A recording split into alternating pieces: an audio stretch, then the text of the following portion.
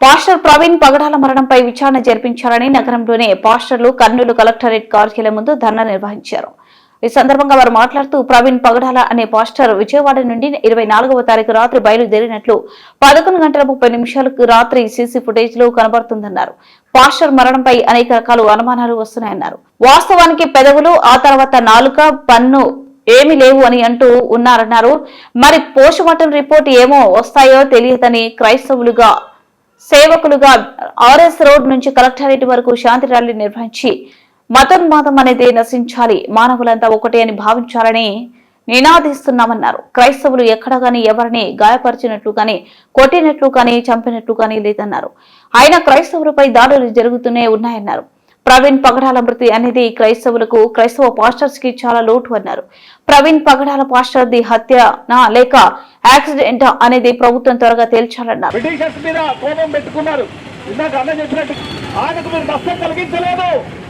ధర్మరక్షణ కొరకు క్రైస్తవులందరినీ కూడా హింసిస్తున్నా అని అనుకున్నాడు.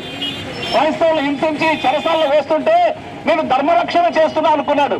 కానీ తనకు అర్థమైంది క్రైస్తవులు హింసిస్తున్నా అనుకున్నాడు. కానీ సొంత రక్షకుడిగా అంగీకరించి ప్రపంచంలో అన్ని దేశాలు అభివృద్ధిలోకి వచ్చాయంటే ఎవరైతే సోదరు గుర్తించండి, క్రైస్తవత్వం ఏ రాజ్యమైనా అంతమైపోతుంది, కానీ క్రీస్తు రాజ్యం అంతం కాదు.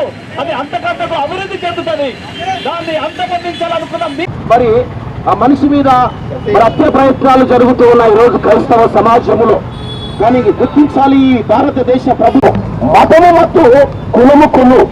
నాడు మనిషి మరణిస్తే బాధపడ్డారు, నేడు మనిషి మరణిస్తే ఆనందిస్తూ ఉన్నారు.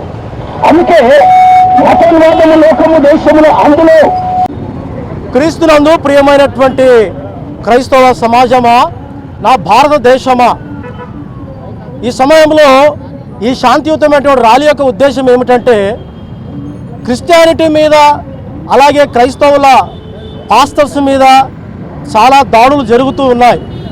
మొన్నటికి మొన్న ఒక ఆయన అంటున్నాడు, అతని పేరు రాధా మనోహర్ దాస్ మోహన్ రావు.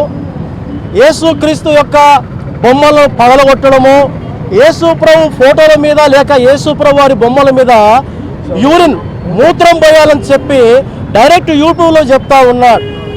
ఈ సందర్భంలో దేవుని దాసులైనటువంటి పగిడాల ప్రవీణ్ కుమార్ గారు మరి గత రాత్రి లేక మొన్న రాత్రి ఏం జరిగిందంటే ఆయనను ఒక వ్యాన్ గుద్దేసిందని కొంతమంది, హత్య జరిగిందని కొంతమంది, రాజమండ్రి ఏరియాలో మరి అక్కడ ఉన్నటువంటి పాస్టర్స్ ఫెలోషిప్ వాళ్ళు చెప్తున్న మాటలు ఏంటంటే ఇక్కడంతా దెబ్బలు తగిలి పెదాలని తెగిపోయి నాలుక లేదని కూడా అంటూ ఉన్నారు. ఇంకా పూర్వపరాలు తెలియదు.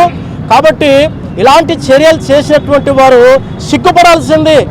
ఇక్కడ హిందూ సోదరుల గురించి కానీ ముస్లిం సోదరుల గురించి కాదు, కానీ మనిషి యొక్క మానవత్వం గురించి మేము మాట్లాడుతూ ఉన్నాం. ఒక ముస్లిం ఆయన అన్నాడు, ఈ ప్రవీణ్ కుమార్ని ఖచ్చితంగా మూతి పళ్ళు రాలగొడతాం, నాలుక కోస్తాం, నీ కళ్ళు గుడ్లు వీక్తామని చెప్పి బహిరంగంగా నెల్లూరు షమి అనేటువంటి వ్యక్తి డైరెక్ట్గా యూట్యూబ్లో మాట్లాడినాడు. మరి ప్రభుత్వం ఇంతవరకు ఎలాంటి చర్య చేసినట్లు కానీ అతని మీద యాక్షన్ తీసుకున్నట్టుగా ఇంతవరకు ఏది చూడలేదు. కాబట్టి దయచేసి క్రైస్తవులం శాంతియుతవాళ్ళం. మేము క్రైస్తవం అనేటువంటిది దేశానికి మేలు చేసింది కానీ కీడు ఎప్పుడు చేయలేదండి. క్రైస్తవులు ఎంతోమంది గూండాలను మార్చినారు. ఈ మాటలు చెప్తున్నా నేను కూడా ఒకప్పుడు మతోన్మాదిని, చాలామంది ముస్లింలకు గాయపరిచిన వాడిని. అయితే యేసుక్రీస్తు యొక్క వాక్యము నా జీవితాన్ని మార్చింది. నేను మనిషిని ప్రేమించి